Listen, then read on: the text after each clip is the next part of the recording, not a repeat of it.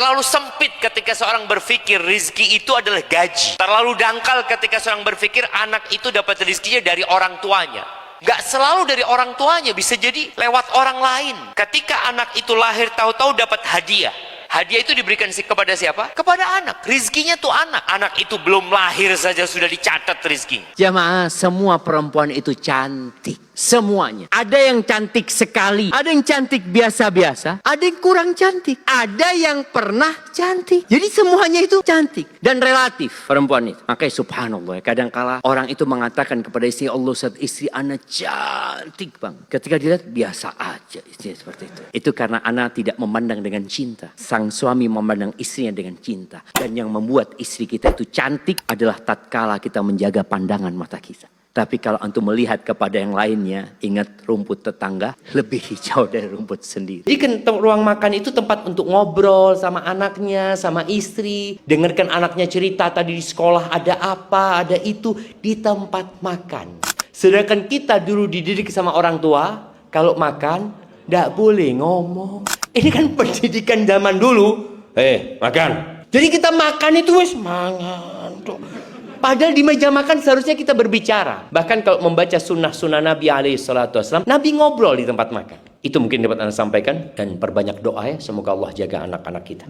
Apakah wajib bagi suami membelikan tas buat istrinya? Wajib nggak? Nggak wajib. Tapi memberikan uang saku kepada istrinya? Wajib nggak jemaah? Enggak, itu termasuk ihsan. Itu termasuk berbuat baik sama istrinya. Yang wajib itu memberikan nafkah. Artinya pakaian. Kasih pakaian yang layak. Makan yang layak. Ketika dia memang fulus, kasih yang layak. Tempat tinggal yang layak. Itu haknya. Sandang, pangan, papan. Uang saku ini adalah kebaikan suami. Anda perlu mengingatkan ini. Kadang-kadang ada perempuan yang merasa suaminya zalim. Merasa zalim. Ustaz, suami anak Ustaz, kalau orang tuanya dibelikan ini, dibelikan ini, aduh Masya Allah, sama anak Ustaz, aduh bakhilnya Ustaz. Anak tanya, anti dikasih nafkah nggak? Ya dikasih sih. Dikasih berarti anti nggak dizalimin. Betul. Kalau suami anti berbakti sama orang tuanya, anti dukung.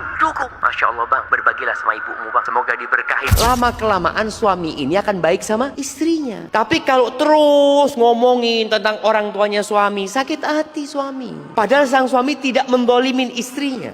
Banyak anak banyak rezeki itu ketika orang tua ini memikirkan itu tapi tidak merencanakan. Oke betul, setiap anak punya rezeki, tapi harus ada perencanaan yang matang.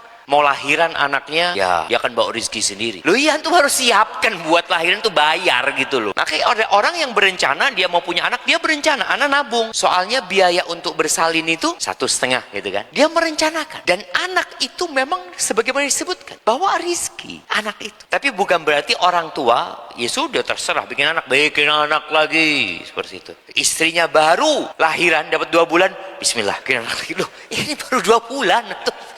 Iya Ustaz, kan bawa rezeki sendiri Ustaz. Nah, makanya dalam agama kita pun perencanaan itu ada. Seperti perencanaan menyempurnakan susuan. Berapa tahun? 2 tahun. Direncanakan. Enggak, ini mau nyusui 2 tahun. Difadol. Ada perencanaan. Kadangkala sebagian istri itu, dia hanya bisa mengeluh dan mengeluh. Suamiku nggak hadir dalam mendidik anak-anak. Anak ini di rumah seperti sendirian. Nggak ada suami. Suami 4 bulan sekali baru off. Dan hanya 2 pekan kemudian dia berangkat kerja lagi. Ya udah, itu amanah yang diberikan kepadamu. Karena ada usaha dari kaum feminisme untuk menghilangkan peran ayah. Bukan mereka menuntut hak mereka, tapi bahkan menganggap laki-laki itu penjahat.